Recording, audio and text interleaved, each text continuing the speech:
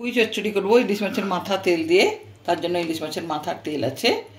আর এখানে আছে সর্ষে বাটা, ফোড়নের জন্য আছে 5 ফোড়ন, শুকনো লঙ্কা, পেঁয়াজ কুচি, একটু লঙ্কা গুঁড়ো, হলুদ, নুন আর তেল।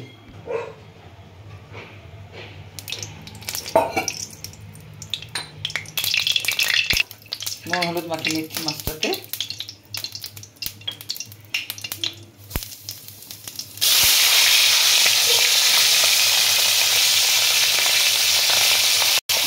মাথাটা ভাজছি আমি, লঙ্কা আর 5 তেল নিচ্ছি।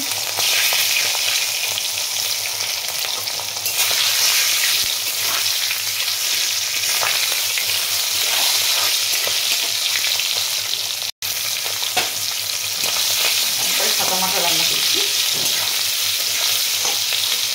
আজকে আমাদের এখানে কারেন্ট নেই, সকাল থেকে খুব যাচ্ছে কারেন্টটা, তার মধ্যে আমরা এইভাবে ঠিক করছি।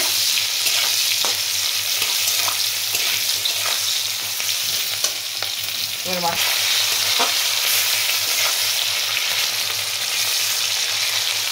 মাছের তেলটা দিয়ে দিয়েছি তরকারিতে। এবার তরকারিতে পরিমাণ মতো হলুদ দিচ্ছি, লঙ্কা গুঁড়োটা দিচ্ছি।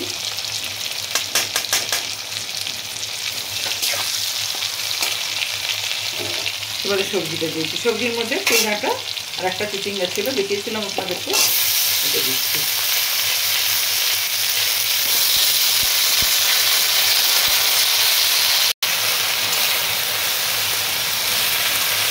এটা একটু আমি ছাপিয়ে দিচ্ছি, এরপরে নুন দেবো। নুনটা দিয়ে দিলে স্বাদটা হজম হয়ে যাবে।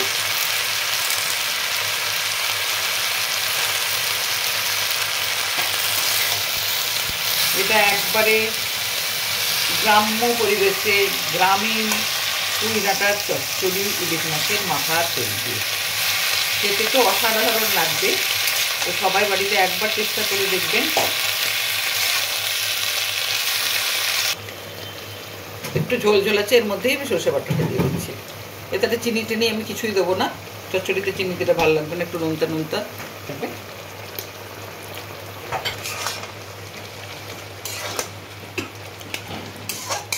শাকের যে জলটা বেড়েছে ওতেই হয়ে যাবে তরকারি, আর দেবো না।